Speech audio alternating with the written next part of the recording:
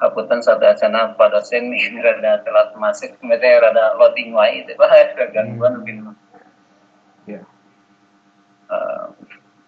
Baiklah, Bapak dosen yang kami hormati, para rekan mahasiswa yang sama-sama hadir pada kesempatan kali ini.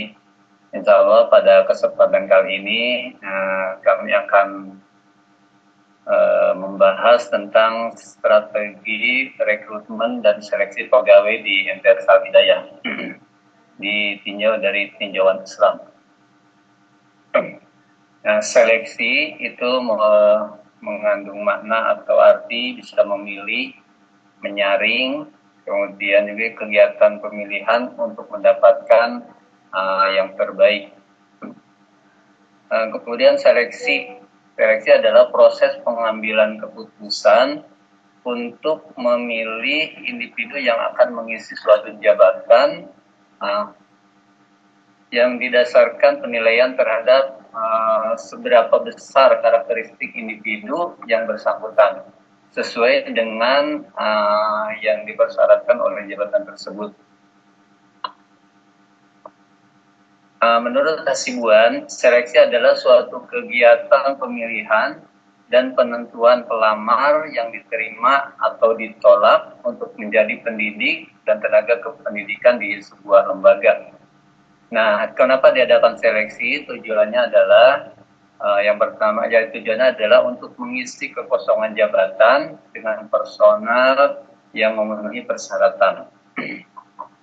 Tingkatan seleksi itu terdiri dari 3 tingkatan. Yang pertama, seleksi tahap 1 yaitu seleksi administrasi. Kemudian seleksi tahap kedua adalah seleksi tes tulis dan wawancara. Kemudian seleksi yang ketiga itu tahapannya adalah tes micro-teaching.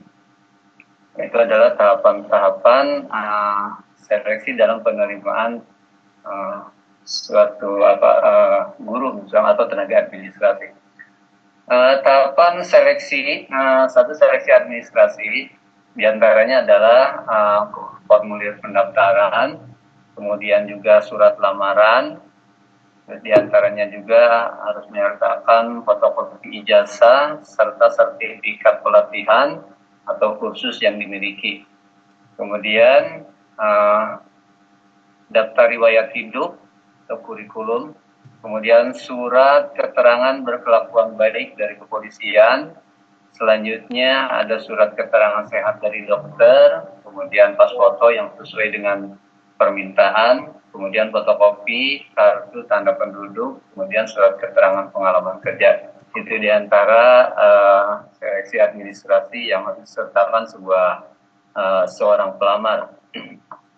Kemudian yang kedua ada tes tulis yang meliputi, yang pertama adalah kompetensi kepribadian. Di situ dicantumkan beberapa poin-poin yang berhubungan dengan kompetensi kepribadian. Kemudian juga yang kedua dalam tes tulisan itu meliputi kompetensi pedagogik. Yang ketiga meliputi kompetensi sosial. Kemudian yang terakhir yang berhubungan dengan kompetensi profesional. Itu disertakan dalam poin-poin tes tulisan yang diteskan kepada seorang pelamar tenaga kependidikan. Kemudian yang ketiga ada tes wawancara. Tes wawancara ini ada 2 bagian. Yang pertama, wawancara terstruktur mengacu pada pedoman wawancara atau poin yang bahasanya sudah ditentukan. Nah, yang kedua, wawancara juga meliputi wawancara yang tidak terstruktur, yang tidak mengacu pada pedoman, yaitu mengalir dengan sendirinya dikembangkan oleh penanya. Jadi banyak juga hal-hal yang sifatnya pribadi atau pengalaman atau apa yang itu bisa disertakan dalam wawancara yang tidak terstruktur yang ditanyakan pada seorang pelamar. Macam-macam wawancara. Di sini ada wawancara interview, percakapan antara satu wawancara dengan satu pelamar. Ada juga macam-macam wawancara itu diantaranya adalah interview, yaitu percakapan antara satu wawancara dengan beberapa pelamar sekaligus. Ada 2 orang, 3 orang, itu bisa sertakan sekaligus dengan satu pertanyaan. Yang ketiga ada word interview, yaitu percakapan antara beberapa dan satu atau beberapa pelamar. Kemudian yang keempat ada stressing interview, yaitu wawancara yang secara sengaja ingin menciptakan suasana yang menekan pada seorang pelamar. Itu yang bisa dilakukan yaitu dengan cara stressing interview. Yang keempat ada tes micro teaching. Ya. Tes yang dibuat untuk menilai kemampuan mengajar seseorang. Hal ini yang dinilai adalah kemampuan menyampaikan materi, kemampuan berinteraksi, kemudian kemampuan penguasaan materi, metode, penilaian, dan lain-lain. Ya, termasuk bagaimana dia melengkapi sebuah perencanaan pembelajaran, kemudian itu bagaimana proses dalam belajar mengajar, kemudian yang terakhir bagaimana proses penilaian atau evaluasi dalam sebuah pembelajaran. Itu bisa dilakukan dengan cara tes. Nah, setelah micro teaching atau seleksi terakhir, kemudian ada keputusan seleksi. Jika pelamar tersebut memenuhi persyaratan, maka itu bisa diterima kalau yang sesuai dengan standar sebuah lembaga. Kemudian kalau jika tidak memenuhi sebuah persyaratan, maka bisa saja pelamar tersebut ditolak atau tidak diterima. Kemudian setelah diputuskan, maka tahapan yang keenam itu ada surat pengangkatan. Setelah dinyatakan pelamar tersebut diterima, maka akan diberikan surat pengangkatan sebagai bukti telah menjadi bagian dari sebuah lembaga. Ini sangat penting karena nanti suatu saat surat keputusan tersebut, SK tersebut, itu akan dibutuhkan oleh seorang pelamar ya. Kapan dia mulai bekerja di sebuah lembaga, itu akan ada pertimbangan-pertimbangan tertentu. Ya, misalkan sudah sekian tahun, maka si pelamar tersebut atau tenaga tersebut layak misalkan mendapatkan insentif yang lebih, misalkan per 5 tahun, bisa per 10 tahun, itu tergantung bagaimana Selanjutnya adalah seleksi perspektif Islam. Ya, seleksi dalam perspektif Islam yaitu satu, memilih yang kuat dan amanah. Ini dianjurkan dalam Islam untuk memilih seseorang menjadi tenaga atau menjadi tenaga kependidikan atau menjadi pegawai sebuah lembaga, maka yang diutamakan adalah yang amanah dan yang kuat. Yang kedua, memiliki kompetensi yang sesuai dengan bidangnya. Misalkan ada seorang pelamar ingin melamar PAI, maka otomatis kompetensi yang dimiliki harus sesuai dengan bidangnya atau linier. Yang ketiga, itu memiliki jiwa profesional. Itu diantara seleksi menurut perspektif Islam. Nah, sini dalam Islam juga dijelaskan bahwa memiliki yang kuat dan amanah itu dijelaskan dalam apa ini perhatiannya. Di antaranya adalah qalat idahuma ya abad istajiruhu ittaqai man istajar al-qabiyul amin. Ini kalau tidak salah ceritanya ketika Nabi Musa menolong dua orang gadis yang waktu itu ingin meminum binatang ternaknya ya, kambingnya ingin meminum, kemudian si tempat minumnya tersebut ditutupi oleh seorang laki-laki sehingga si perempuan tersebut kambing-kambingnya itu tidak bisa meminum. Kemudian datanglah seorang pahlawan yaitu Nabi Musa. Nah, salah seorang dari kedua wanita tersebut berkata, "Ya Bapakku, ambillah ia sebagai orang yang bekerja pada kita, karena sesungguhnya orang yang paling baik yang kamu ambil untuk bekerja pada kita ialah orang yang kuat lagi dapat dipercaya." Di antaranya yang kuat dan kemudian menikahlah Nabi Musa dengan salah seorang gadis tersebut, yang putrinya siapa Pak Wildan kalau nggak salah, putri Nabi siapa ini ya? Lupa sih. Nabi siapa Pak? Nabi siapa Wildan? Nabi apa buat Nabi siapa? nanti ya. Nah, selanjutnya memiliki kompetensi yang sesuai. Apabila suatu pekerjaan diserahkan kepada yang bukan ahlinya, maka tunggulah ganjarannya disebut dalam sebuah hadisnya. Intinya dalam memilih seorang tenaga itu harus benar-benar sesuai. Kalau seorang pengajar ya pasti harus linier ya. Kalau guru PKN ya misalkan lowongannya guru PKN maka yang harus diterima itu adalah seorang sarjana PKN yang linier dengan bidangnya. Tidak mungkin dipaksakan seorang PAI ngajar PPKN. Tapi sekarang teh banyak sih sebenarnya di madrasah guru PAI segala bisa ngajar bahasa Sunda, bisa ngajar segala macam ya. Sekarang itu sebenarnya tidak bagus ya dalam sebuah lembaga dan itu harus diutamakan linearitas. Selanjutnya memiliki jiwa profesional. Jadi dalam sebuah keterangan, sesungguhnya Allah sangat mencintai orang yang jika melakukan suatu pekerjaan itu dilakukan secara itkon. Itkon itu artinya profesional atau tepat, terarah, jelas, tuntas menurut sebuah hadis Tabrani. Ya barangkali mungkin itu saja Bapak dosen dan rekan semua yang bisa kami sampaikan. Kurang lebihnya mohon maaf. Mangga dilanjut dengan teman-teman rekan yang lain yang presentasi pada hari ini. Itu saja, mohon maaf Bapak dosen. Bila itu wal hidayah. Assalamualaikum warahmatullahi wabarakatuh. Assalamualaikum warahmatullahi wabarakatuh. Ya, silakan.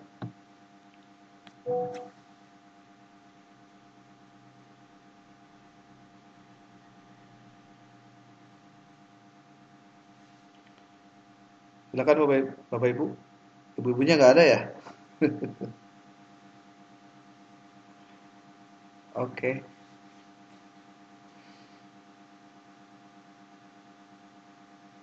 Terima kasih Pak Isa.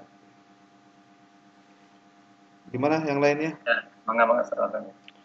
Pak Isa dikintun oke wordnya Pak di grup. Atas misalnya. Pantas. Ya.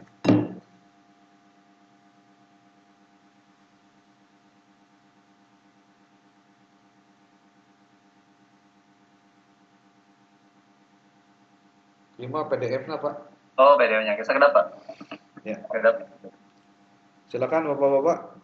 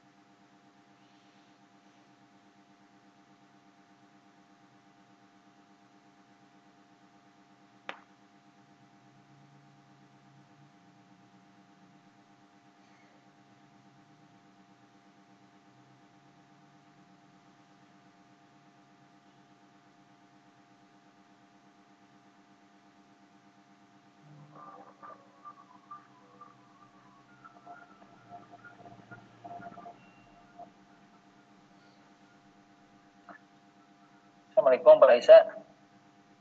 Waalaikumsalam. Sekedip Pak Isa-nya.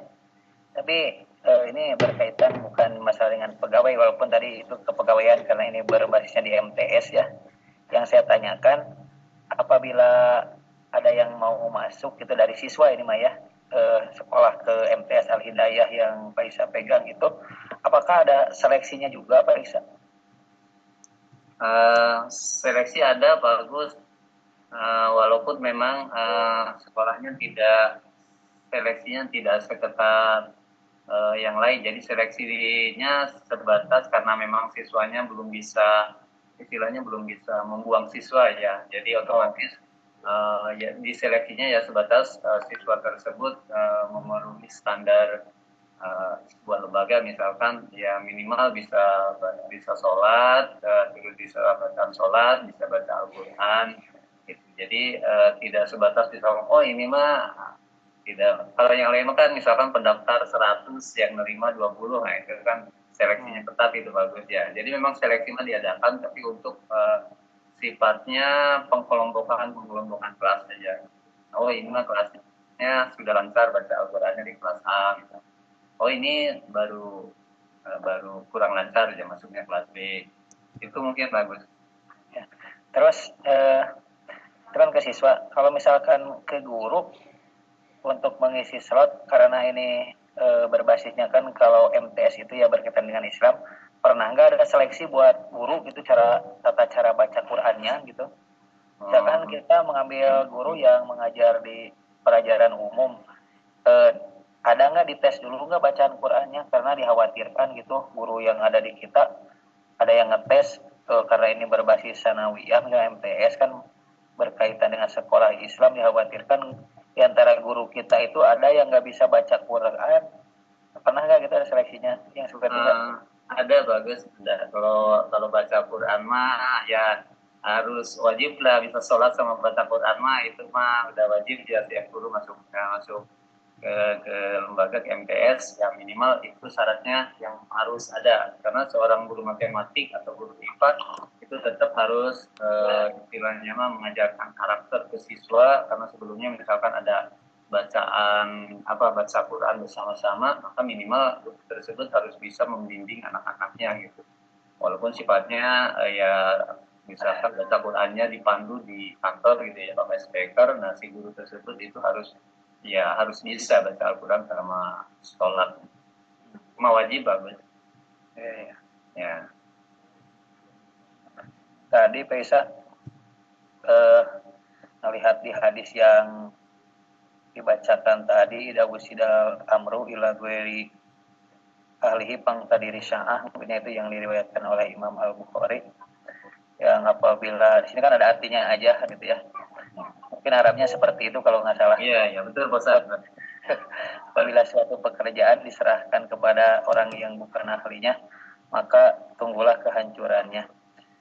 Apakah misalkan gini, kita kan memberikan kesempatan kepada seorang guru yang melamar, dia itu punya potensi, nah terus ngelamar nih ke sekolah Pak Isa misalkan, tapi emang jurusannya tidak linier gitu kan gitu ya, karena mungkin karena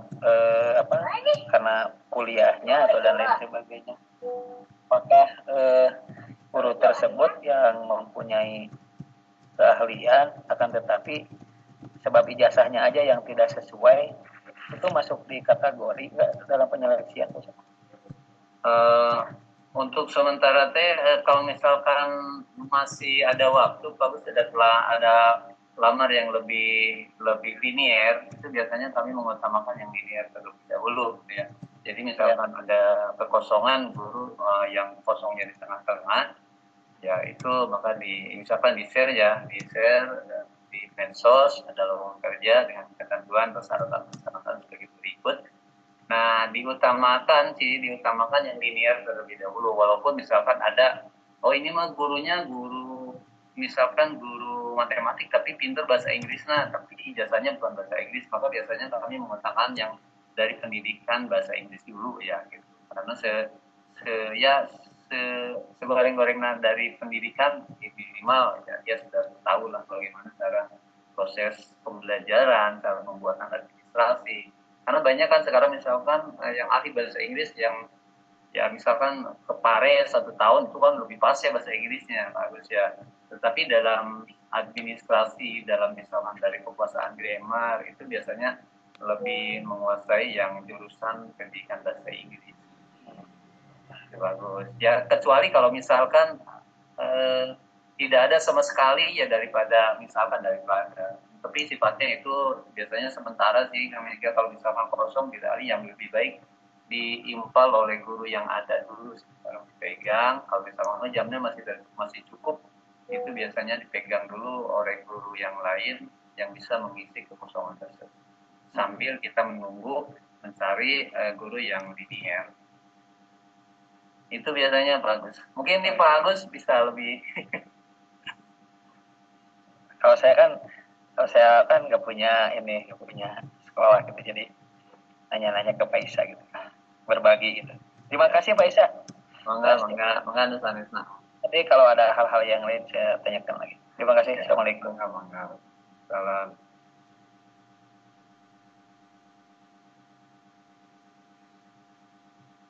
Yang lain? Ini yang off kamera kamarana ya.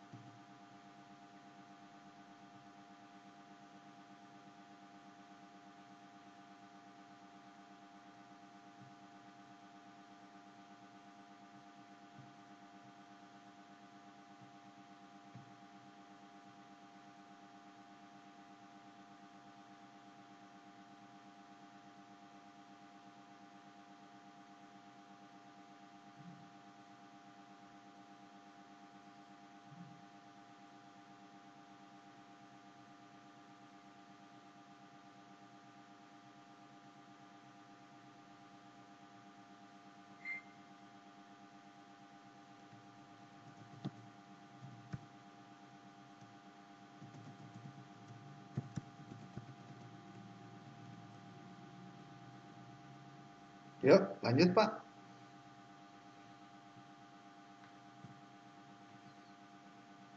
Mangga anu sanesna tuh pilih bade nambahan, pilih bade. Assalamualaikum Pak Isa. Waalaikumsalam. Mangga Pak Fikri pilih bade nambahan. Bade tumaras perihal strategi yang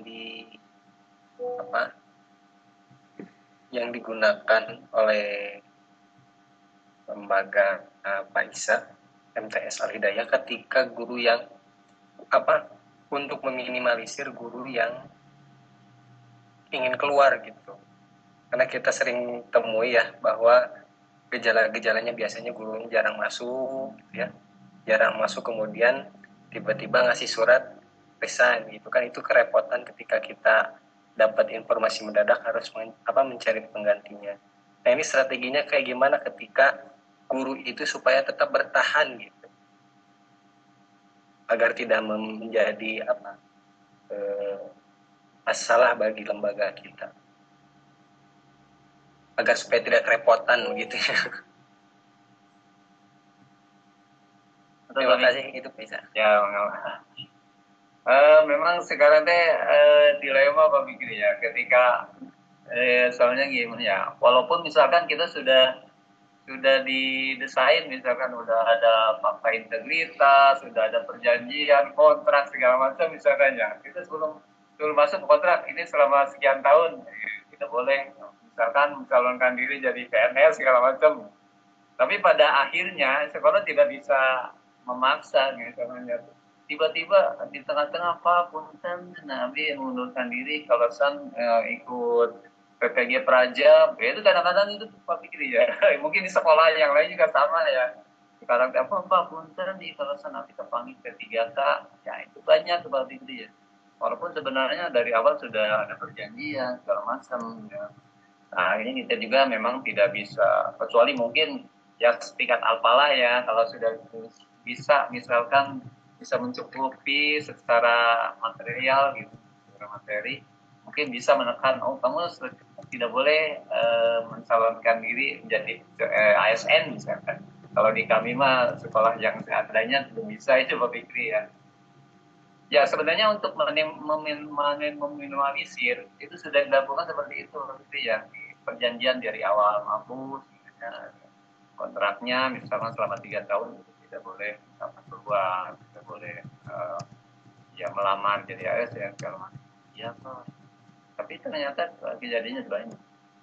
Ketika tengah-tengah jalan ikut jamnya banyak, kita kerepotan memang, kerepotan. Susah nyari guru, ada yang misalkan sanggup Pak, saya mau bisanya 3 hari, misalnya guru kemarin malah saya tinggal guru matematik sama guru PKN itu jamnya banyak Pak Kiri, hampir 30 jaman, jadi keluar sekaligus 2, wah repotan. tapi pasti untung kemarin di riset, oh boleh tidak kalau saya misalnya guru yang keluar kemarin, oh boleh tidak saya merekomendasikan ada teman saya yang ini, oh boleh. Tapi ya kita seleksi dulu, mana ini yang lebih cocok.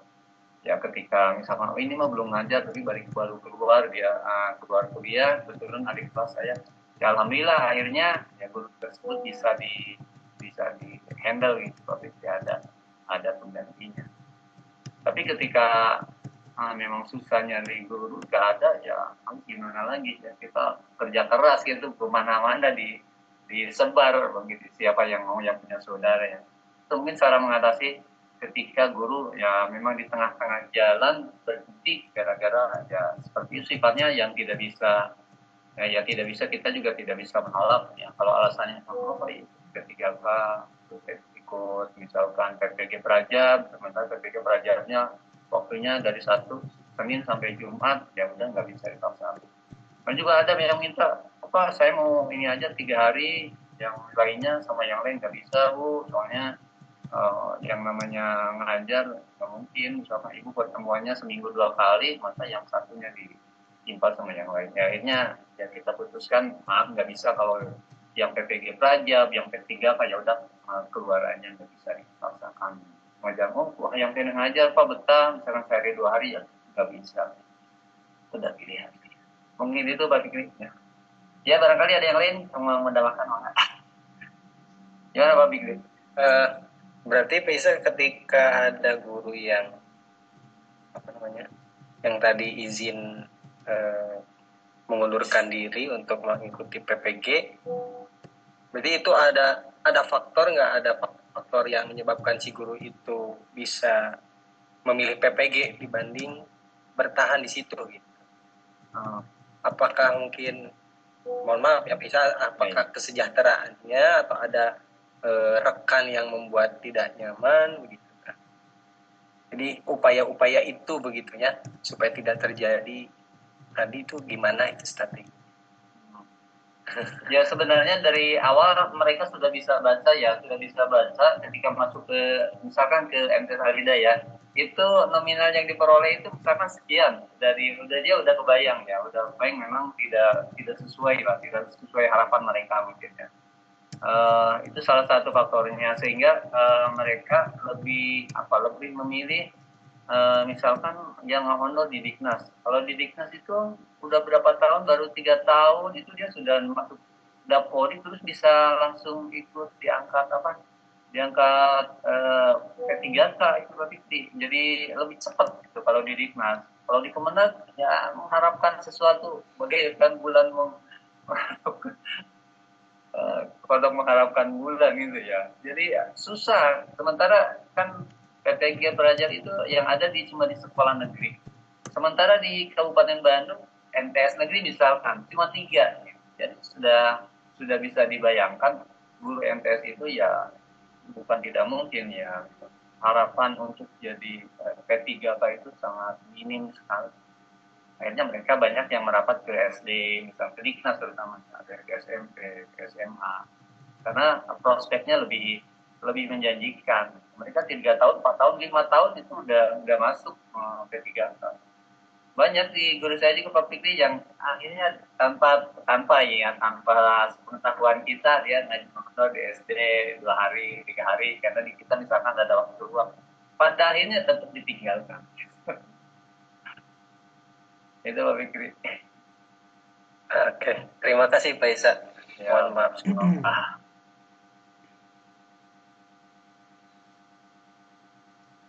Dilema sekarang paling banyak sekarang. Jadi mana-mana Pak Fikri ya di Bina Muda. Jangan sampai satu sekolah ditinggalkan oleh 10 orang, 8 orang masuk P3K.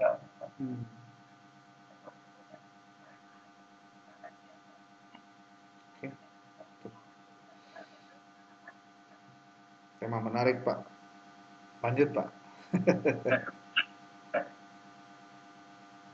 Nah makanya Pak Fikri sekarang ada kami ketika merekrut seorang guru itu jenjang usia juga jadi pertimbangan sekarang deh.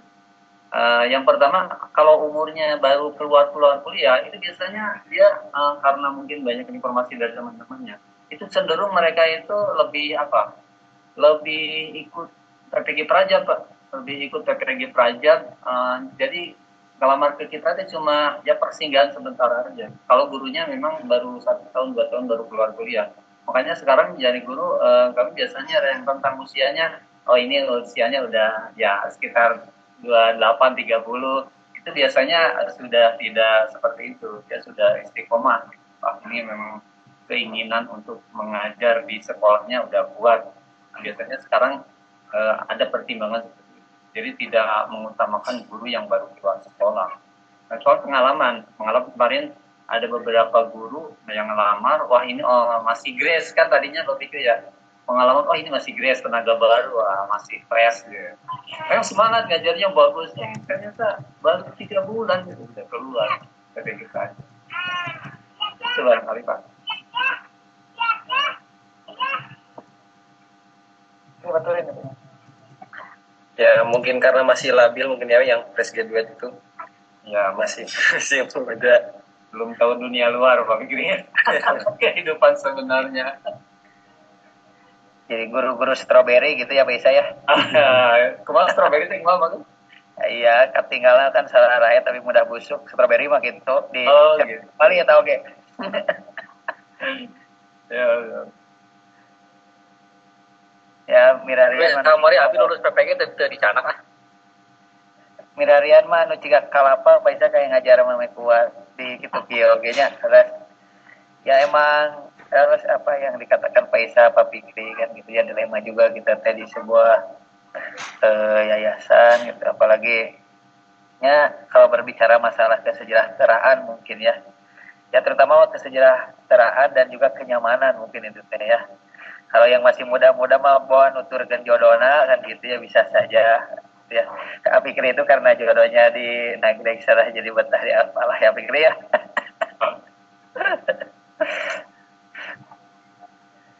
Iyalah bisa. Mana nusane sok balik mangga.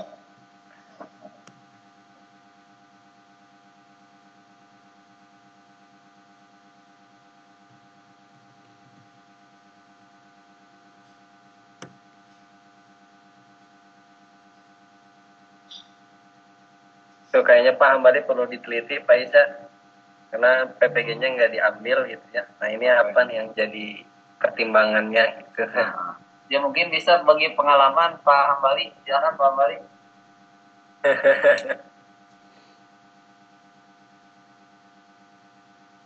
Udah dijawab tadi sama Pak Agus. Selain kesejahteraan, kenyamanan juga penting Pak Isa. Oh gitu. Penting dong. Apalagi yang namanya loyalitas itu penting. Prinsip sih Pak Isa kalau saya mah. Ya. Prinsip kalau ngajar ya itu mah pengkhidmatan saya, kalau nyari duit ya bukan di ngajar kalau saya mah. Saya pribadi ya, tapi punten kalau yang nggak tahu.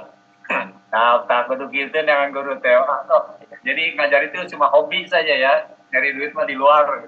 Sanes, bisa ngajar mah ngawurukan mah kewajiban. Kewajiban.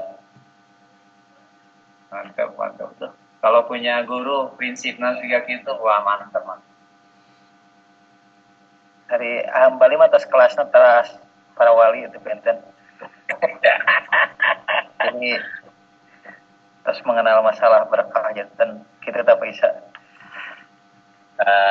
Kata Pak Isa, coba dikembangkan keberkahan di Al-Hidayah.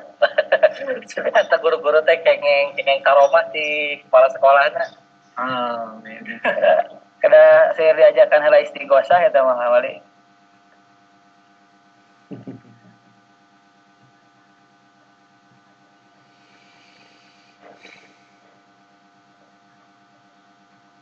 Ya, Paisa mungkin ketika kita punya harapan yang sangat besar terhadap guru tersebut, lagi nyaman-nyamannya ditinggalin, nah tanya bisanya. Ya, kalau misalkan di akhir tahun bisa nyari kembali ini di tengah-tengah kan gitu ya. Ditikung secara ini mungkin. Kalau dia punya ya karena dari awal Pak maaf nanti semester depan kami sudah tidak bisa mengajar, itu kan bisa dari awal ya nyari dulu. Kalau ini tengah-tengah langsung bilang Pak maaf ini minggu depan, minggu depannya waktu yang singkat itu bagus. Ya. Ya di banyak sih yang seperti itu, jangankan di kayak di Paisa, mungkin di yayasan-yayasan yang lain pun kan gitu ada ya. Jadi emang sebelumnya udah berbicara, kita yang sulit itu kan mencari ganti yang sepadan yang pertama, yang kedua minimal ya badalna ulah badal golaj meureunna coba bali teh mah ya tadi minal pulah minimal kita badu seminase juga bali mah Mantap.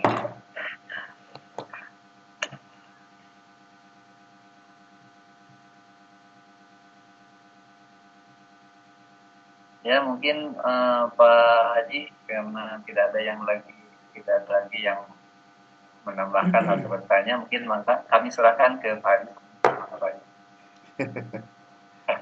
Ayo tuh baru aja setengah jam gimana? Itu ada Ini yang presentasinya kemana ini sebagian? Biasa 3 orang. nya itu teh aku sabab ada presentasi jadi ada sakit perut itu Pak. Psikosomatis. Oh, itu teh kumahanya. Bingung jadi nanti lah. Ya. Oke, Pak Isa posisi hari ini sebagai kepala, Pak? Bukan Pak, bukan. Bukan. Wakil aja, wakil. Wakil. Pemilik. Wakil di pemilik mana, Pak? yayasan Pak ya Pak. Oh gitu. Sebetulnya yang menjadi problem besar ketika tema tadi disampaikan itu adalah apakah lembaga pendidikan Islam itu menggunakan teori-teori Islami enggak untuk rekrutmen contohnya. Atau apakah ketika guru, kepala, staf, tenaga pendik ya, ketika sudah ada di dalam, selalu diingatkan dengan apa yang seharusnya diniatkan ketika dia menjadi pengajar di lembaga itu. Kayaknya kalau boleh saya sedikit otokritik gitu. Lembaga pendidikan Islam secara umum, maksudnya lembaga-lembaga pendidikan Islam di bawah pesantren, di bawah yayasan-yayasan pendidikan Islam, sepertinya perlu menengok apa yang dilakukan oleh saudara-saudara kita yang non-muslim, Pak. Ketika rekrutmen ataupun juga apa ya sebutnya melakukan proses-proses untuk memastikan mereka itu bekerja dengan sebaik-baiknya. Pertanyaannya sederhana, Pak. Apakah di mereka tidak butuh uang gitu sehingga mereka mau rajin untuk bekerja gitu? Tidakkah cukup ideologi atau teologi yang dimiliki oleh mereka untuk mereka itu berkembang dan melakukan cara-cara yang luar biasa gitu, terutama dalam rekrutmen. Pak Isa kan dia judulnya strategi rekrutmen dan seleksi pegawai. Saya malah jadi gini, Pak. Coba selidiki apa yang dilakukan oleh contoh. Kalau di Katolik itu, Pak, selama yang saya tahu karena saya banyak berinteraksi dengan orang Katolik, mereka itu punya ordo, namanya ordo, lamun di urang mah sekte, Pak. Di urang mah mungkin aya Muhammadiyah, aya NU, aya Persis, aya Al-Wasilah gitu ya, dan lain-lain. Tapi di mereka itu, ordo itu adalah madhab karena mereka mencintai atau ingin mengikuti teladan mereka. Dan keteladanan itu ditunjukkan dengan aktivitas sosial. contoh di Katolik Pak, ini contoh saja di Katolik. Anda kalau tahu Borromeus Hospital Pak, Borromeus itu nama santo, orang yang suci, yang memang peduli terhadap rakyat kecil, terutama dalam hal kesehatan. Jadi suster-suster ataupun pendeta-pendeta atau pastor-pastor yang memang ada fokus untuk di kesehatan, itu mereka mendirikan rumah sakit. Dan rumah sakitnya luar biasa, Pak. Itu Borromeus hanya salah satu, Pak. Di tempat yang lain, banyak lagi yang lain, Pak. Dan mereka ada misi untuk di situ. Bayangkan umat Islam, ada orang-orang kaya, mereka nggak mau, Pak, ke rumah sakit Al-Islam. Mending ke Borromeus, Pak, gitu. Kenapa sebabnya? Lebih ke hati, Pak. Lebih ke hati apanya? Ya, fasilitasnya lebih bagus. Kemudian juga lebih modern gitu. Sehingga tidak ada alasan untuk mereka main-main. Untuk pendidikan, contoh, Anda pasti pernah mendengar ada istilah Santa Ursula. Kemudian kalau di Sukabumi ada Mardiwana, Yuwakti Bakti. Nama-nama yang kalau Anda ingat, itu adalah sebetulnya di balik itu ada peran gereja di situ, Pak. Dan mereka memperkerjakan orang-orang untuk fokus pengabdian. Jadi ketika kalau bicara tadi masalah pendapatan dan penghasilan, sepertinya mereka tidak terlalu mementingkan itu, karena dasarnya mereka adalah sudah mengabdikan diri kepada jalan Tuhan, bahasanya gitu. Nah, itulah sebabnya kenapa kemudian mereka fokus pada pengembangan mutu. Pengembangan mutu, kebijakannya lebih banyak bagaimana menanamkan nilai-nilai teologi di dalamnya, sehingga rekrutmen pun yang ditanya duluan itu adalah, jadi gini Pak, ada kisah yang menarik gitu. Kalau kata Pak Habibie itu kan gini, kalau pintar itu masih bisa diobati Pak, dengan dia mau belajar. Kalau dia nggak bisa berhitung, ya tinggal latihan aja berhitung Pak. Tapi kalau dia sudah tidak punya adab, tidak punya akhlak, itu susah untuk ngobatinnya. Kecuali ya diberesin dulu akhlaknya. Jadi bagi mereka ketika rekrutmen itu yang dilihat adalah seberapa besar kecintaan Anda terhadap Tuhan untuk di jalan ini. Bahasanya gitu Pak. Jadi yang pertama didahulukan itu adalah teologinya. Nah, sementara kalau di kita ini memang menjadi persoalan yang pelik gitu. Di satu sisi, yang namanya profesional itu harus menunjukkan sisi berimbang antara kemampuan dengan apa yang didapatkan. Jadi kalau ditanya, apakah kita sudah profesional? Hakikatnya belum, Pak. Silakan aja dicek. Gaji Anda yang sertifikasi dan in-passing masih kalah hebat dengan pegawai KHTEX, Pak. Karena mereka punya standar rata-rata, ada yang disebut dengan UMR. Pertanyaannya, pekerjaan yang hanya bisa lulusan SMA pun mengerjakan, ternyata lebih dihargai kemampuannya ketimbang guru yang mengajar di swasta, yang tidak jelas ketika dia sakit boro-boro BPJS, Pak. Siapa yang mau tanggung BPJS-nya? Tidak ada. Apakah sekolah mau bayarin BPJS guru, Pak? Tidak juga. Hak-hak guru untuk mendapatkan kesehatan itu tidak didapatkan. Makanya pertanyaan sederhananya adalah, apakah di posisi guru ketika posisinya seperti itu, kita lebih menekankan aspek yang mana?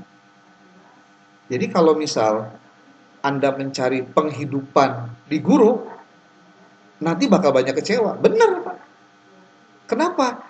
Karena pemerintah ataupun juga owner dari lembaga pendidikan di kita belum bisa memberikan yang terbaik sesuai dengan yang diharapkan oleh guru. Jadi kalau ditanya rekrutmen, Pak, punten-punten. sahawe ini tarimawe yang penting mah siap dibayar sesuai dengan kemampuan yayasan. Makanya tadi, kenapa ada kemudian guru tidak fokus ketika dia di profesinya dan dia mengerjakan hal yang lain, itulah akibat dari nggak ada yang mikirin nasib dia, Pak. Itu masalah. Makanya seleksi-seleksi yang dilakukan, sebenarnya kalau menurut saya, itu tinggal bagaimana memaknai seberapa kekuatan dari lembaga untuk bisa memberikan yang terbaik kepada guru. Di urang mah ya bahasa kieu, mereka guru gede teh rugi Pak eta masalahnya. Oh cenah SPP nage sakieu mah nya bayar guru nage lebih gede tibatan bayar SPP. Jadi guru itu tidak dipandang sebagai human capital, Pak. Modalnya manusia, bukan. Tapi dijadikan resource. Kalau resource, dia hanya sumber daya saja. Beak sumber daya, nah enggak Pak dipicen. Makanya kenapa kemudian sering terjadi banyak konflik antara lembaga dengan, ya sebutlah tenaga kependidikan ataupun tenaga pendidik. Sudahlah mungkin karena ketidakterbukaan dari sisi keuangan, karena menganggap ini punya gue gitu. Di satu sisi lain, perhatian kepada kesejahteraan guru juga menjadi sesuatu yang sebenarnya menjadi persoalan. Maka kalau kita mau benar-benar Pak menyesuaikan dengan standar minimal lembaga pendidikan, sebetulnya yang paling mudah adalah komparasikan saja apa yang terjadi di lembaga yang tadi Pak Isa teliti itu dengan akreditasi saja Pak. Itu minimal banget. Paling tidak kia lah, bahasana kia. Kalau Pak Isa sebagai pemilik lembaga, ningali kana kaca Pak. Bahasana gini, apakah saya sebagai owner lembaga sudah memberikan yang sesuai dengan yang diperintahkan negara ketika bicara standar minimal yaitu akreditasi. Masalahnya di kita Pak, akreditasi lebih sekedar sarana informal yang sifatnya seremonial dan semua diadakan hanya untuk memenuhi administrasi saja. Bukan sebagai habit, ini persoalan lagi. Kenapa ini persoalan? Karena memang tidak mudah untuk mendirikan lembaga pendidikan yang berkualitas. Karena yang berkualitas itu tetap saja selalu ada harganya, Pak. Itu masalah. Nah, sementara di kita, banyak pemilik lembaga pendidikan, girohnya tinggi, gairahnya tinggi untuk melembagakan sebuah aktivitas pembelajaran dalam bentuk lembaga pendidikan, tapi minim resource dari sisi bagaimana dia menyiapkan lembaga yang layak untuk masyarakat. Jadi, kalau saya Pak, kalau saya, ketika terjadi problem setiap awal tahun pelajaran tentang sistem zonasi di negeri, Pak, saya mah tidak pusing, Pak. Kenapa? Karena saya nyakolakeun budak lain di negeri, Pak, tapi di swasta. Di swasta mah tidak kena zonasi, Pak.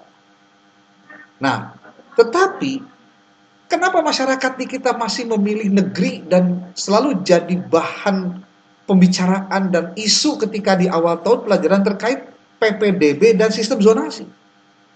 Ternyata memang masyarakat di kita masih melihat pendidikan berkualitas itu ada di negeri. Itu persoalan, Pak. Disebut ayeuna negeri, disebut berkualitas hebat itu karena negeri dan negeri. Kemana pendidikan swasta? Yang lebih banyak sebetulnya dari negeri untuk di level madrasah. Kalau di sekolah dibalik Pak, lebih banyak negeri daripada swasta. Jadi kalau bicara swasta itu sebetulnya bicara lembaga pendidikan Islam sebenarnya Pak. Pada kemana mereka? Jadi sudahlah jumlahnya juga tidak memenuhi standar. Maksudnya gini Pak, posisinya posisi piramida terbalik. Jadi makin ke atas itu bukan makin banyak peluang, tapi makin sedikit peluangnya. Jadi kalau piramida kan begini Pak. Nah sekarang piramidanya dibalik Pak. Jadi yang gede itu level sekolah dasar, ke bawah lagi. Jadi nyaetikan gitu Pak jumlah bangkunya nyaetikan, jumlah kelasnya nyaetikan untuk negeri. Sehingga selalu terjadi kekurangan dan selalu jadi masalah. Maka kenapa kemudian orang-orang yang pengen masukin anaknya ke negeri lewat jalur LSM, lewat jalur wartawan, lewat jalur anggota dewan, minta rekomendasi, pihak sekolah nulieur Pak, ya kumaha ya lo Bandung rek nitip. Saya tidak tahu di Bandung, di Kabupaten Bandung terutama, itu apakah terjadi masalah atau tidak terkait dengan zonasi, terkait pada persoalan PPDB. Kenapa? Ini nyangkutnya karena persoalan banyak Pak, termasuk diantaranya rekrutmen. Itu. Makanya ini juga mungkin informasi yang saya juga baru dapatkan beberapa minggu yang lalu. Kementerian Agama melalui Dirjen Pendis berencana untuk ada upaya untuk menarik seluruh guru atau dosen malah yang berstatus pegawai negeri yang ada di swasta untuk ditarik ke negeri, Pak. Untuk ditarik ke negeri. Ini problemnya banyak. Tadi kalau Pak Isa bicara tentang masalah guru yang sudah ditempatkan, kemudian mereka lolos P3K jadi para rindah, itu mah resiko Pak. Kalau buat saya sih resiko itu mah. Beranikah lembaga yang dimasuki oleh tiap orang yang ngelamar itu, contoh, siap Anda tidak mendaftar P3K? Emang kumah lamun gitu Pak? Waktu kita sudah membatasi. Jadi bahasana kieu Pak, geus mah urang teh teu bisa mere nu sesuai jeung layak sesuai kahayang, geus mah urang loba aturan anu mengikat, rek kumaha urang rek dikieukeun Pak. Kan makin apa? Makin jauh dari harapan gitu. Artinya di sini ini introspeksi buat kita Pak. Bahwa sebenarnya regulasi pemerintah mah tidak ada yang bisa membendung Pak, karena memang itu mah pemerintah nu boga hajat. Sok Pak bade kumaha? Cek pemerintah teh, pokoknya bebas orang masuk untuk P3K, tidak melihat dia apakah tugas di negeri, apakah tugas di swasta, pokoknya boleh daftar. Berarti kan ada kesempatan Pak. Gitu. Termasuk orang-orang yang sudah daftar di lembaga Pak Isa contohnya. Lamun kurang dilarang-larang, manepan teu meunang kamari geus tanda tangan kumaha. Udah Pak, ayeuna mah abdi kejenting mayar penalti sabarahaeun lah gitu. Pak bisa we gitu, Pak. Ujung-ujungnya kan jadi transaksional, Pak. Makanya saya sih melihatnya, Pak, walaupun memang ini tidak bisa disamakan, tapi paling tidak kita bisa mengaca dari lembaga-lembaga lain. Contoh. Di atas UIN itu ada SMA miliknya Pak Tri Sutrisno, Pak. Krida Nusantara, pasti tahu lah. Anda coba lihat deh, Krida Nusantara. Dia punya website saja. Terus yang daftar se-Indonesia, Pak. Kenapa? Karena beda, dia berasrama. Jadi walaupun nasionalis tapi berasrama gitu Pak ya. Gayanya sudah gaya militer, Pak. Orang yang masuk ke sana itu rata-rata orang yang sudah punya keinginan dia mau kemana setelah di situ. Apakah dia mau masuk Akpol, mau masuk tentaranya juga ada AU, AL, AD, atau pengen masuk ke Sandi Negara, atau pengen masuk kemana. Rata-rata mereka sudah punya Pak cita-cita dari awal ketika dia masuk ke situ. Termasuk yang pengen masuk ke perguruan tinggi negeri contohnya. Kenapa? Karena lembaganya menyiapkan lingkungan yang mendukung untuk mereka bisa mencapai cita-citanya. Artinya, berarti menurut saya Pak, mafhum mukhalafahnya adalah ketika kita ingin lembaga kita termasuk orang-orang yang siap untuk mengabdi, coba lihat gaya mereka ketika menyiapkan lembaga. Mohon maaf Pak, mungkin ini tidak apple to apple, sekali lagi ya, tidak apple to apple. Tetapi paling tidak kita bisa belajar deh. Ari belajar mah kudu di atas rata-rata Pak, ulah di bawah urang belajar. Mereka yang saya tahu karena saya punya saudara yang ngajar di situ Pak, kakak mengajar di sana, dia banyak cerita. Jadi setiap guru itu diberikan pilihan. apakah Anda mau tinggal di asrama atau Anda mau di luar. Tapi kalau sudah pegawai tetap, wajib di asrama. Artinya sekolah menyediakan mes untuk guru. Jadi eueuh carita Pak, guru telat, eueuh carita guru teu ka sakola, eueuh carita da memang cicingna di dinya gitu.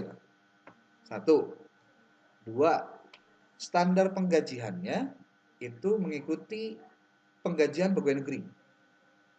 Ada kenaikan pangkat, ada tunjangan, ada juga apa sebutnya pensiunannya ada. Dan mereka direkrut untuk menjadi pegawai tetap. Apakah ada yang tidak tetap? Ada, Pak. Tapi persyaratannya sangat ketat. Ini menunjukkan apa, Pak? Menunjukkan bahwa mereka serius ngurusku. Walaupun dalam perjalanannya yang namanya juga manusia, Pak. Kadang-kadang ayah merasa, aduh, capeknya kieu teh.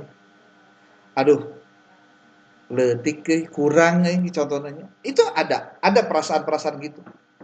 Tapi kalau mereka membandingkan dengan yang di luar mereka, mereka harusnya lebih bersyukur lagi. Kenapa? Yang didapatkan lebih dari rata-rata. Dan yang paling menurut saya, yang paling luar biasanya adalah ada sebuah nilai yang mereka bangun untuk berkomitmen agar bagaimana siswa itu bisa sesuai dengan harapan mereka masuk ke lembaga pendidikan itu. Yang menurut saya ini juga harus menjadi apa ya sebutnya kritik bersama untuk kebaikan. Contoh, Pak, apakah Anda di lembaga pendidikan? Saya tidak berpikir apakah Anda di lembaga itu mau cari makan atau tidak cari makan atau hanya status saja gitu. Saya tidak peduli itu. Tapi yang saya lihat adalah seberapa besar tanggung jawab kita terhadap profesi sebagai pendidik. Kedua, tanggung jawab Anda sebagai orang yang dekat dengan siswa. Maka kalau itu terjadi, seharusnya kita punya tanggung jawab lebih untuk menjadi guru yang tidak hanya sebatas profesi, tapi guru yang juga bahasanya guru, ada guru profesi, ada guru hakiki. Ini saya sering ulas itu. Kalau hanya sebatas jadi guru profesi, ya usia 60 tahun pensiun ya beres jadi guru, karena setelah itu selesai. Dan tidak ada aktivitas yang lain kecuali ya saya kan sudah beres ngajarnya. Gitu. Ngajar hanya sebatas pemenuhan kebutuhan. Tapi kalau misal di luar itu Anda juga melakukan bagian dari proses untuk mendewasakan murid, berharap siswa Anda bisa lebih baik lagi mencapai cita-citanya. Walaupun di luar jam pelajaran menjadi guru yang formal, maka sebetulnya kita sudah membentuk karakter diri menjadi seorang guru yang hakiki. Dan itu memang butuh proses, Pak. Butuh proses. Nah, terkait dengan seleksi tadi, kalau kita mau jujur-jujuran, Pak, apakah lembaga pendidikan kita memiliki SOP yang jelas terkait dengan pengangkatan dan rekrutmen? Sepertinya masih jauh panggang daripada api, Pak. Kenapa? Jawabannya sederhana, Pak. Karena kalau kita mau jujur-jujuran, problem besarnya adalah seberapa besar kita harus memberikan dampak kepada mereka untuk mereka bisa standby terus. Kan ini juga menjadi problem, Pak. Maka kalau saya bahasa gampangnya begini. Pila kadar atuh urang teh can waka bisa mere alus ka guru teh. Cik atuh guru teh genah-genah ngajar atuh, Pak. Berikan mereka itu banyak peluang untuk bisa belajar contohnya. Karena itu adalah bagian dari kewajiban lembaga. Begitu. Oke, mungkin ada yang mau dikomentari boleh, Pak.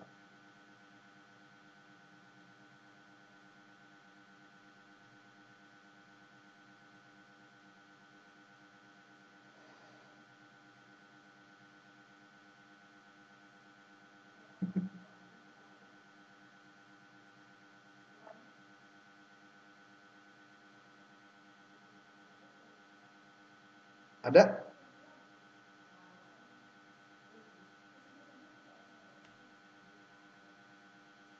Silakan kalau ada yang mau dikomentari, Pak.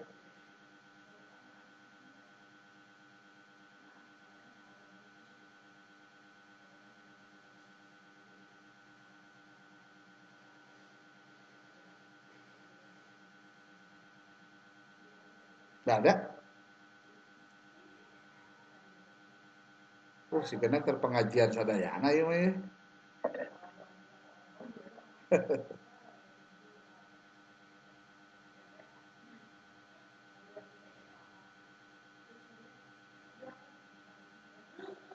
Gimana Bapak Ibu?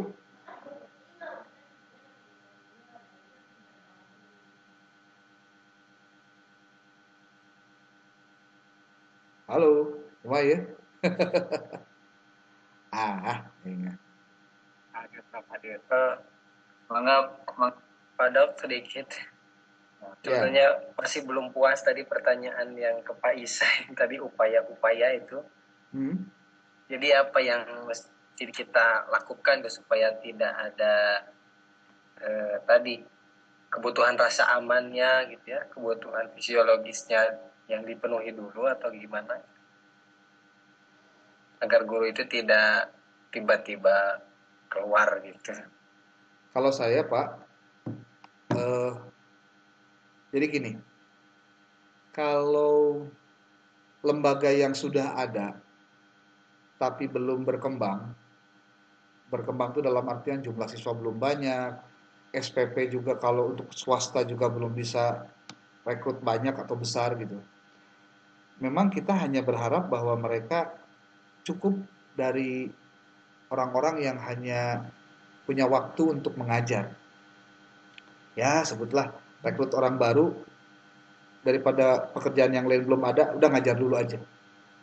Sebab kalau misalkan Anda rekrut orang yang dengan contoh usia sudah di atas 40 tahun, keluarga juga besar gitu. Kemudian sistem penggajiannya juga belum maksimal. Sepertinya kita repot, Pak, untuk memenuhi kebutuhan mereka. Yang jadi soal adalah apa yang harus disiapkan atau kalau begitu mah. Kalau saya mah dibalikin Pak malah. Anda bikin sekolah, Anda bikin lembaga, sebetulnya siap nggak sih dengan segala konsekuensinya gitu maksudnya. Karena butuh modal Pak, minimal, ini minimal ya. Saya pernah hitung-hitungan Pak. Sebelum sekolah itu diakreditasi dan keluar dana BOS, sekolah itu harusnya punya modal minimal 2 miliar Pak. Kunaon pakai 2 miliar kan gitu pertanyaannya. Gede-gede amat Pak 2 miliar, saha jelemana nu boga duit sakitu kerja lembaga pendidikan Islam. Kadinya pasti mikir apa? Ya iyalah. Anda berpikirnya kalau misal hanya bikin lembaga biasa, pasti kesulitan Pak untuk membuat mereka itu mau bertahan. Coba kalau dimulai dengan cara-cara yang lebih baik. Contoh, Pak, ya bangunannya diberesin, dibagusin. Terus kalau misalkan mau bikin ada tempat untuk mereka tinggal, ya selayaknya manusia tinggal Pak, lain nyimpen japati Pak, punten digebrukeun sakabehna jelema teh nu aya tumpuk cuek. Pasti ada yang bicara begini. Ya kan kalau misalkan anak diberikan fasilitas yang bagus nanti bisa jadi males atau jadi manja gitu. Semula itu Pak. Yang pasti satu hal Pak yang harus kita ingat. Jangan sampai banyak orang yang tidak mau tinggal contoh di pesantren atau di asrama hanya gara-gara melihat asramanya kumuh Pak. Barudak ayeuna mah pilih-pilih Pak, percaya itu. Emang tiba lagi sebenarnya loba nu pilih-pilih sih. Tapi ayeuna mah lebih parah deui tadi teh aya istilah strawberry lah, istilah sandwich lah, lupa Pak. Gitu. Tapi ini tantangan Pak, mau tidak mau. Kalau Anda tidak mau menganggap itu tantangan mau gimana? Emang kita bisa berhadapan dengan siswa sekarang dengan cara-cara masa lalu, Pak? Nggak bisa, Pak. Tetap selalu ada proses adaptif terhadap perubahan. Dan ini harus disadari menjadi kewajiban lembaga untuk memenuhi hal tersebut, Pak. Jadi kalau misalkan ditanya, tadi Pak Agus bilang, apa yang saya siapkan dulu, Pak? Lembaga naheula diberesan, Pak. Balik deh ke lembaga dulu. Dah rekrut guru, mah gampang. Lamun tema lembaga siap mayar sabaraha wae, eta jelema nu ngadaptar tinggal dalalaptar, Pak. Anda tinggal bikin MOU saja. Bikin SOP saja, bikin regulasi saja kan gampang sebenarnya, Pak.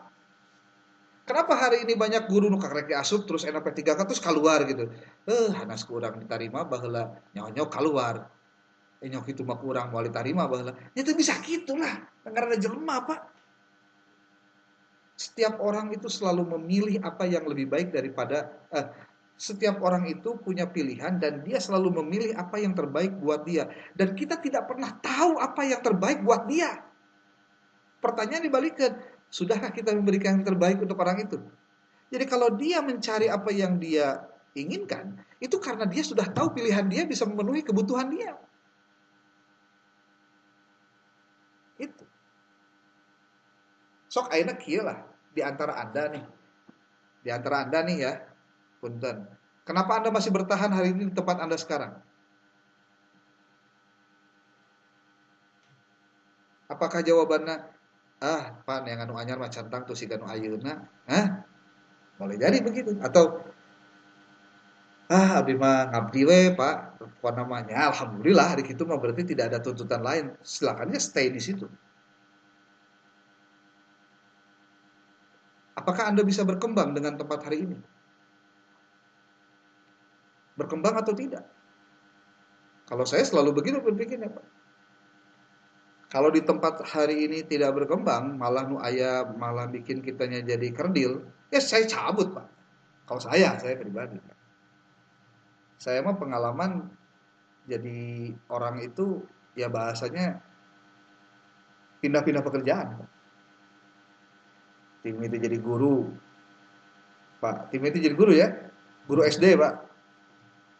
Cek guru-guru SD teh. Ini pengalaman saya pribadi, Pak. Pak Mulma tuh pantas jadi guru SD, Pak. Naon sababna? Lain masalah bisa jeung teu ngajar. Sebab lamun jadi guru di SD, mau bisa jadi kepala sekolah, karir mentok paling-paling jadi guru wali kelas. Tos ena mah uwi we ka kemenang. Milarian sekolah deui, dititah, Pak. Oh gitunya. Akhirnya saya hanya bertahan 2 tahun, Pak, di SD itu. Tempat tugas pertama saya di sekolah dulu. Saya tuh pindah jadi ceritana. Ketika pindah itu ditanya ke orang UP, Bapak teh mau bade ngalih ka mana? Abi hoyong ka aliyah, Pak. Pamit tiasa mah aliyahna hoyong negeri cika gitu. Kunaon make negeri, Pak? Ya supaya saya bisa berkembang, Pak. Saya mah gitu mikirnya, Pak, simpel. Karena negeri ada fasilitas. Bade mau apa di Man Opat, Man Jampang Tengah cik, waktu itu. Wah, Pak, Man Opat mah engal atuh abi mah hoyong man paling kolot cik teh. Aya Man Cibadak atuh cenah kersate. Ya siap di Cibadak abdi cik. Cibadak itu jarak dari rumah sekitar 20 kilo, Pak. Perjalanan motor ya sekitar setengah jam lebih lah. Saya pilih yang terbaik, Pak. Yang menurut Bapak bagus, saya pengen bisa berkembang. Sok atuh, di mana? Cari tanah, Pak. Di mana saya tuh, Pak? Di Man Cibadak. Masuk 2003. 1 tahun, 2 tahun, aya perkembangan, kemajuan. Bukan karena persoalan jabatan, Pak, tapi karena eksplorasi dari keinginan kita bisa dipenuhi. Nah, lalu masuk tahun ketiga, saya ngambil S2, Pak. 2005 waktu itu di UNJ. Setelah beres S2, lalu S3 langsung, Pak, 2008. Sampai 2013. Di 2012 saya mau didaftarkan jadi kepala sekolah. Tapi karena sudah ketahuan, Pak, syarat dan ketentuan berlaku minimal saafaan saeun, saya mundur, Pak. Mundur. Naon sababna? Teu kuat duitna. Kajian teuing urang teu jadi naon. Yang penting mah urang bisa bertahan ieu. Akhirnya saya pindah, Pak, jadi pengawas sekolah, pengawas madrasah. Tahun 2012. Saya ketika di guru mencoba untuk berprestasi, ya. Pernah waktu itu ikutan lomba guru berprestasi tingkat Jawa Barat, mewakili Kabupaten Sukabumi. Tetapi tidak ada tindak lanjut, Pak, sampai ke nasional. Kenapa? Karena waktu itu tidak ada anggarannya untuk tingkat provinsi. Jadi akhirnya ya sudah. Jadi saya hanya tingkat kabupaten yang masuk ke Jawa Barat.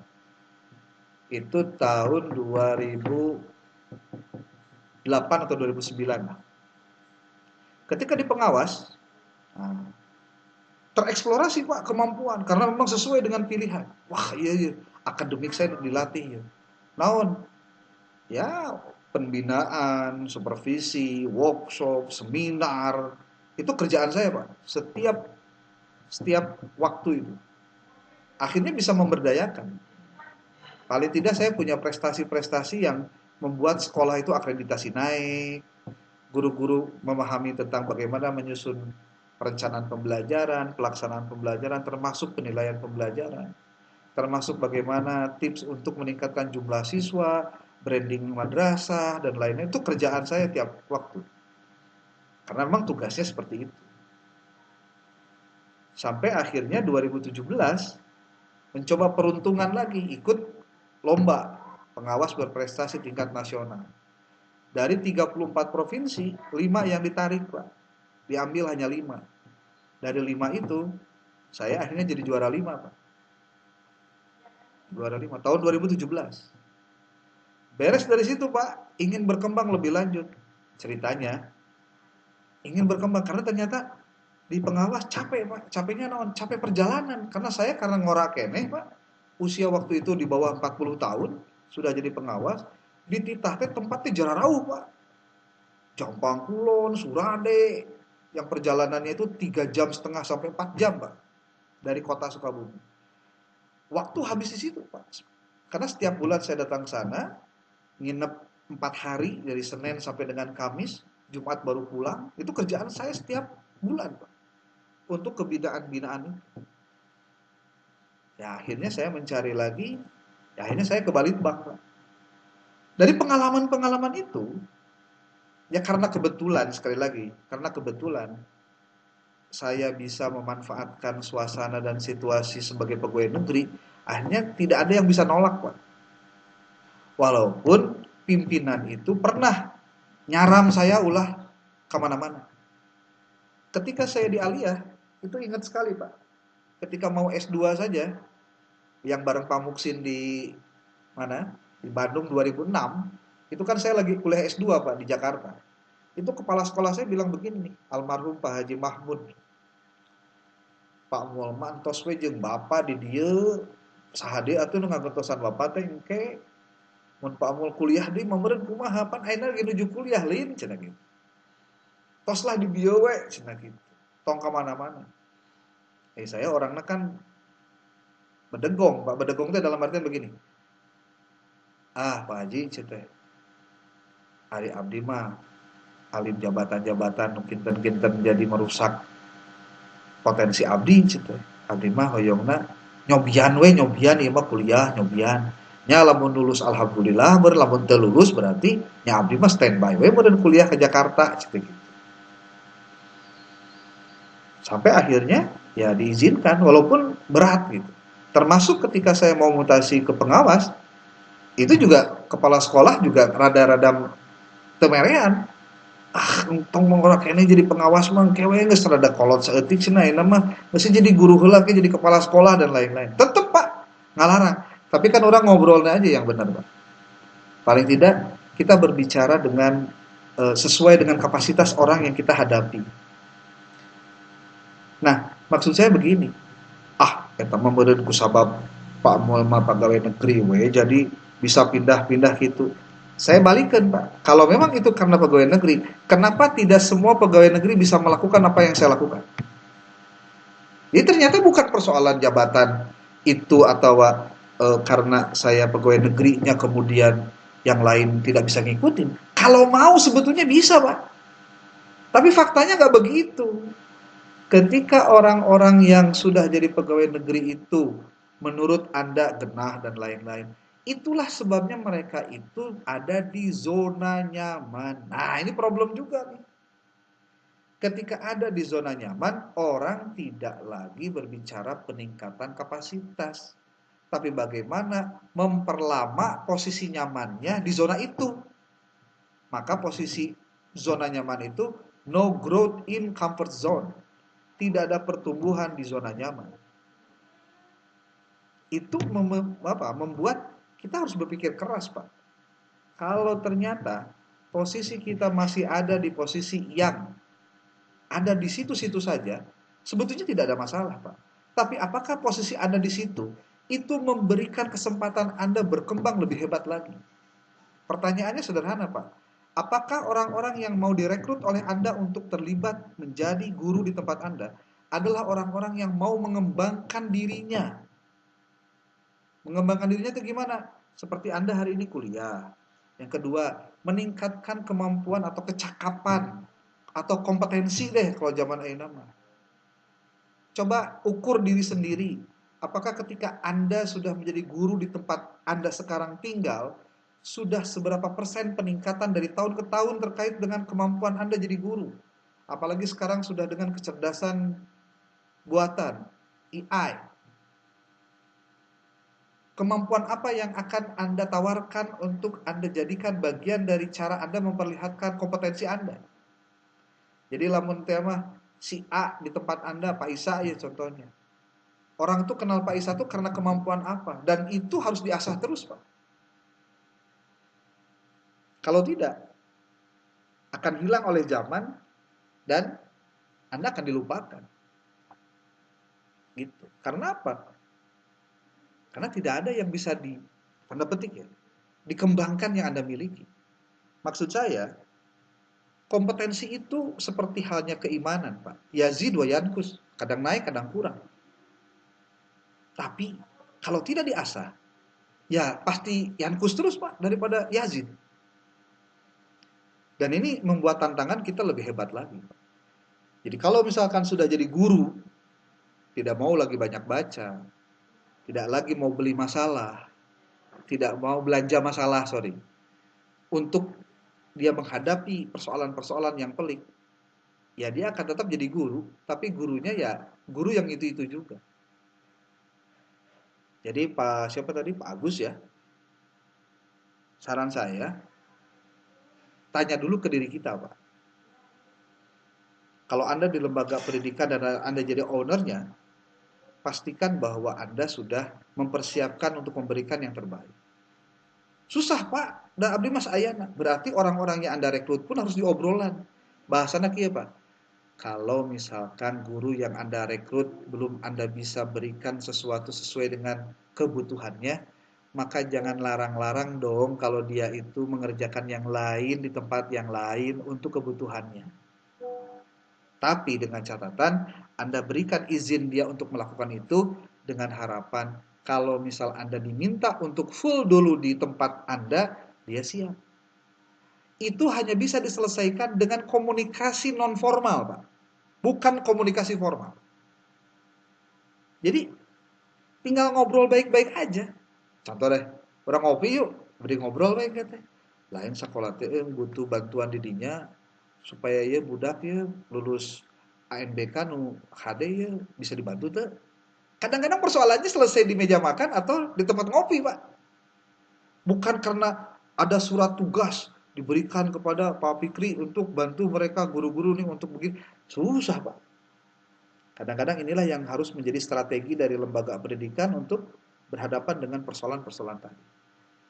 Mungkin tidak menjawab secara utuh apa yang diinginkan Pak Agus, tapi paling tidak saya bersuka hati karena materi-materinya mudah-mudahan bisa jadi bahan diskusi untuk kelanjutan yang lainnya. Mungkin ada tanggapan lain boleh, Pak? Kalau izin bisa saya simpulkan berarti Pak, persoalannya bagi lembaga yang baru memulai adalah perihal kos ya, dana.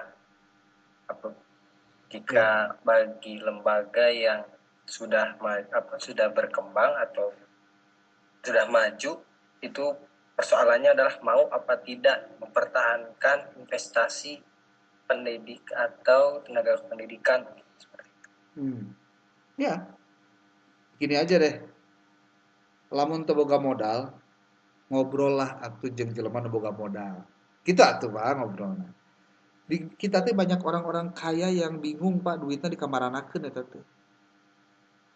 Masalahnya mereka tidak disentuh untuk bisa berpikir tentang jangkauan alam akhirat, Pak. Jadi kalau saya begini, kalau Anda bikin lembaga pendidikan hanya sebatas kumaha carana boga untung gede, mending kene nyen SMK, Pak. Gitu.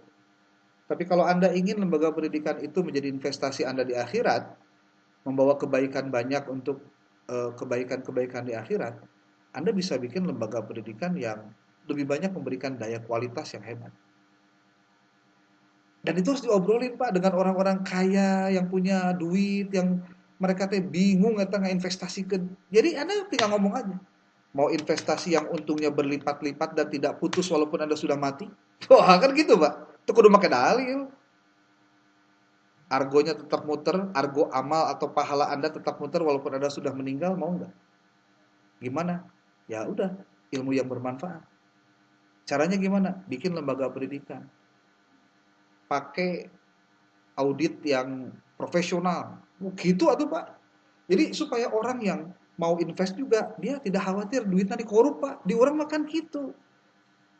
Cenah lamun urang mere ka lembaga maneh, jadi maneh kedu meunghar tuh gitu Pak eta teh. Contoh banget ya, contoh banget saya termasuk orang yang sering dihubungi oleh yayasan-yayasan yang yatim piatu, yang mereka butuh uang, nggak ngerti saya tuh, butuh uang, butuh beras, butuh paket, bahkan Pak Mulyawan, jika ada orang yang mau didoakan, kami para anak yatim piatu sedang mau berdoa di malam Jumat ini untuk mendoakan. Ujung-ujungnya teh teh silakan transfer ke sini untuk bla bla, cek teh cek orang teh lain, saya tidak percaya Pak persoalan itu. Tapi bayangkan, yang punya lembaga mereka, yang ngolah mereka, saya tidak tahu nanti apakah ini dibawa kemana. Kalau terjadi hal yang tidak diinginkan, siapa yang tanggung jawab Pak? Jadi apa ya, mulailah dari mengintrospeksi kita untuk melihat sisi kebutuhan dengan cara mengkonfirmasi itu kepada orang-orang yang tepat gitu. Bahasana kieu Pak Fikri, lamun rek nyieun lembaga pendidikan, ngobrolna ahli pendidikan hungkul, moal jadi dah. Moal jadi. Sebab eueuh jelema nu beungharna, eueuh jelema nu ngabangunna, eueuh jelema anu mikir marketingna, karena ahli pendidikan kabeh. Diskusina ngabudah hungkul, Pak. Harusnya kumpulkan berbagai elemen atau stakeholder yang ada. Ada dari orang yang tahu hukum, ada yang ahli pendidikan, ada yang punya uang, ada yang bisa marketing, ada yang bisa manajemen, ada yang tahu tentang keuangan neraca, akuntansi dan lain-lain. Nah, di situ baru benar, Pak. Apalagi ada payung hukum namanya notaris. Semua bentuknya itu dinotariskan. Ada audit eksternal yang nanti mengawasi proses keuangan, alur duit asup, duit keluar dan lain-lain. Nah, itu baru benar. Menurut saya nih, menurut saya. Kalau di kita rata-ratanya orang pengen menguasai sendiri, bahkan perlu mah atas nama dirinya, bahkan ke ngaran sekolah nage di ngaranan ngaran manehanana teh yayasan manehanana. Jadi lamun Pikri buka sekolah jadi Pikriyah contohnya gitu nya, merada gaya kan gitu. Kalau mau Pak Isa contohnya Isa Amsoriah jadi nanti gitu. Karena apa? Legacy, warisan. Padahal warisan melain kungaran, Pak. Tapi Gaya. oleh dampak Itu yang gaya Pak. Hah? Terus ada gaya we diakui namina begitu banyak. Ya gitu teh lah. Jadi kalau apa? Ya jangan terlalu bangga juga kalau misalkan itu dipakai, Pak. Kenapa? Apalagi dipakainya kesorangan, Pak. Kan rata-ratanya kalau lembaga-lembaga besar yang sekarang sudah besar namanya yang sudah itu kan rata-ratanya mereka mengambil dari pendiri pertama, Pak. Ari ayeuna mah trennya lain, Pak. Dari nama orang yang bikin ketika dia hidup. Gitu. Jadi lamun saya nyian lembaga berarti yayasan hebat mulyawan, aya ngaran mulyawanan gitu Pak. Nah, gitulah. Mantap Pak. Ya jangan begitulah. Kurang elok, kurang etis lah gitu, Pak. Ya. Oke, Bapak Ibu, sudah pukul 21.19. Mungkin ada yang mau disampaikan lagi, ada waktu 10 menit lagi nih.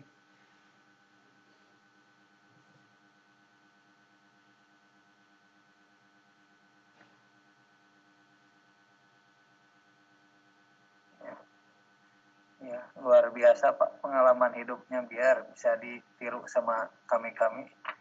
Memang harus seperti itulah.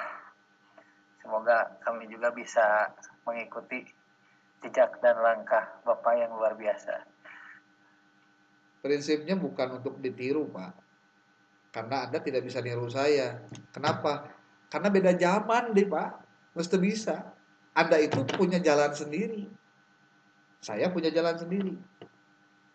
Yang lebih bagus itu adalah ya Anda mengintrospeksi diri sendiri Pak. Apakah selama Anda hari ini sudah menjadi guru, sudah seberapa meningkatnya kemampuan yang Anda miliki untuk bisa menghebatkan murid-murid Anda yang menjadi bagian dari orang-orang yang ada di lingkungan atau circle Anda di lembaga pendidikan. Tekudu ngobrolkan masalah seberapa banyak jasa orang ke lembaga Pak, capek atau apa Pak? Orang menghebatkan diri sendiri saja untuk menghebatkan siswa kita Pak. Makanya niat melangkahnya dari rumah untuk ketika kita ke tempat bekerja, niatkan untuk ibadah pasti Pak. Yang kedua, saya ingin menjemput malaikat Raqib Atid untuk mencatat amal baik saya nanti ketika saya ngajar. Kebayang tuh Pak, lamun pola pikirnya begitu Pak. Siapa di jalannya gitu. Ya, gitu. Kenapa Anda mau ke sekolah padahal dibayar letiknya? Atau saya mah pengen dicatat we amal soleh ku Raqib Atid. Lamun saya tuh ini ke sekolah berarti mau dicatat aku malaikat Raqib Atid nanti. Itu. Nah, ini lamun teu ke sekolah cicing teu bukan niat-niat acan. Cek malaikat dari mana teh gawe naon? Penghasilan eueuh nya contohna amal eueuh. Wa tuliskeun Wah tuliskeun Pak bingung malaikat teh. Jadi karunya makal jadi kieu Pak ulah kabingungkeun malaikat keur kieu mah Pak. karunya ya Pak. Sing aya gawe malaikat teh Pak, minimal gawe ti mimiti nyatet amal soleh urang ku niat, ku kalakuan, ku usaha-usaha yang real untuk peningkatan kemampuan kita. Jadi kalau Anda meniatkan kuliah hari ini bukan hanya sebatas hanya ya pengen gelar soal, gelar mah Pak pasti menang lah. Ibarat punten dahar we sing loba da beol mah pasti Pak, teu kudu ditungguan. BAB mah pasti. Jadi enak mah dahar naon anu kira-kira nu matak urang jadi sehat. Nah, cara daharna kudu bener. Terus ketika awal dahar kudu make bismillah contohnya, make tangan kanan dulu, makanannya juga yang bergizi, yang halalan thayyiban dan lain-lain sehingga nanti ketika BAB-nya lancar, Pak. Berproses saja kuliah mah yang benar kuliahnya, jalani tugas-tugasnya, jalani semua prosedur dan juga aktivitasnya. Ijazah pasti keluar Pak. Gitu. Oke, Bapak Ibu, ini nggak ada ibu-ibunya ya. Coba bantu di capture, apa di capture hari ini, di upload di grup untuk sebagai absen yang kehadiran. Ya. Oke, saya pikir itu saja dulu untuk malam ini. Saya tidak tahu nih, kalau minggu depan bagaimana nasib yang 2 orang tadi. Atau yang siapapun yang belum. Karena sudah bukan waktunya. Kalau bisa, kalau mau, memang tidak bisa ditinggalkan, ya itu urusan dia lah. Saya juga nggak mau repot ya. Harusnya coba ngobrol dengan yang belum tampil di episode tanggal 30 nanti untuk tampil sekarang rolling gitu, ngobrol lah sing baik gitu. Iya makan ngobrol meureun henteu, jelema nu diajakan ngobrol teuing bisa teuing henteu kan gitu banyak. Akhirnya ieu ngacaukeun karena urusan pembelajaran akhirnya yang sudah dirancang sedemikian rupa akhirnya tidak bisa dilaksanakan. Ini menurut saya hal-hal yang ya jadi ulah tepika kelakuan nanti ngarubah jeung mempengaruhi aktivitas perkuliahan orang lain yang sudah berniat untuk benar-benar kuliah, Pak. Apa tidak berdosa Pak orang-orang begitu? Kudu ditobatan eta. Ulah jadi maksudnya kieu, ulah cari cing di pasantren tapi nganggap ketika ngadzoliman batur dianggapnya tidak berdampak kepada mengganggu aktivitas orang lain, gagabah Pak. Saya itu Pak ketika dikasih tugas oleh Pak Dr. Muksin ngajar tiap malam Jumat, semua aktivitas saya off dulu Pak, apapun itu. Kenapa? Karena saya tidak mau mengecewakan orang yang mempercayai saya. Tapi kan seberapa kuat komitmen Anda untuk itu? Apa saya terbuka kegiatan malam Jumaah jeung masyarakat, jeung nah, boga, Pak. Tapi saya bilang, kayaknya semester ini saya nggak bisa ngajar dulu, nggak bisa ngisi dulu ya. Saya ada jadwal tiap malam Jumat. Nanti kalau sudah beres ngajarnya, saya pindahkan jadwalnya ke hari yang lain. Nanti boleh ada jadwalnya. Undangan webinar kapanpun Pak, kalau udah ngomong hari Jumat malam, saya off semua Pak. Jumat, Kamis, Jumat, Sabtu, itu tiap malam saya itu ngisi webinar Pak. Hiji kuliah kan malamnya. Malam akhirnya kuliah, kelas Anda. Besok malam, kelas yang lain. Malam besok, malam minggu, kelas yang lain Pak. Itu 3 hari, 3 malam itu, saya nggak bisa kemana-mana. Kecuali saya jam setengah 8 sudah standby, sampai dengan pukul 9 atau sekarang pukul 10. Belum lagi hari Rabu Pak. Kemarin tuh Rabu ya. Rabu itu agenda rutin RLI, organisasi yang saya dirikan, untuk kegiatan pembinaan mensebarluaskan tentang kemampuan menulis Pak. Setiap hari Rabu malam. Jadi kalau saya boleh sebut, Rabu, Kamis, Jumat, Sabtu, 4 malam itu saya gunakan dari pukul setengah 8 sampai dengan pukul 9. Saya manfaatkan untuk Zoom seperti ini. Saya punya rehatnya hari apa? Senin, Selasa. Minggu, Senin, Selasa. Hanya 3 malam itu. Tapi kalau malamnya, saya gunakan untuk aktivitas itu. Niatnya hanya satu, Pak. Mudah-mudahan dengan aktivitas seperti ini, ada hal-hal yang bisa ditarik manfaatnya oleh orang lain, sehingga menambah manfaat untuk saya. Walaupun saya tidak bisa bertemu tatap muka langsung, tapi dengan media teknologi begini, ya tinggal kita manfaatkan, Pak. Gitu. Dan saya tahu, Pak, kuliah dengan cara begini, capek, Pak. Capek. Apalagi Anda siang hari kerja, malam kuliah. Makanya saya tidak mau mengecewakan orang-orang yang memang mau berniat untuk benar-benar kecapean nanti dia tetap mau belajar gitu Pak. Saya bisa aja ngomong begini, malam Jumat ini kita libur ya. Kenapa? Karena sayanya rada capek ini, aduh. Tadi ya kita undur lah minggu depan boleh ya. Bisa wae gitu Pak. Tapi enggak deh. Salila masih kene jab-jab, bisa dikopian. Nah, orang gawean gitu Pak. Ya, kalaupun saya harus amit-amit ya, ima lamun harus selesai check out setelah ngajar, maknya sih dicatatkan amal soleh Pak. Maknya gitu. Saya kan boleh protes ke malaikat. Malaikat mah teu bisa cincai. Kan urang teh ngagawean parentah Gusti Allah jeung Rasul Nabi Muhammad, maknya teu dicatatkeun amal soleh. Saya bisa protes Pak. Malam Jumaah nih banyak. Wah, malam Jumaah kamu. Protesnya luar biasa Pak. Orang sarua jeung maehan Yahudi 900 tah. Leuwih-leuwih ti persentan Pak.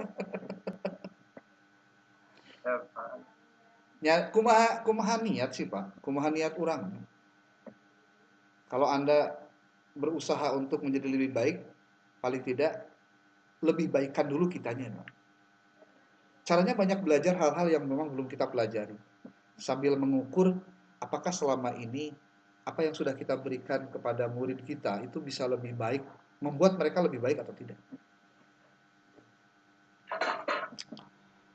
Oke, saya pikir kita off dulu Pak, sudah 21.30. Mudah-mudahan hari ini ada hal-hal baik yang bisa Anda dapatkan. Karena saya dari setiap saya ngajar, saya selalu berbicara begini dalam hati saya. Manfaat apa yang saya berikan malam ini untuk saya bisa sampaikan kepada mahasiswa-mahasiswa saya.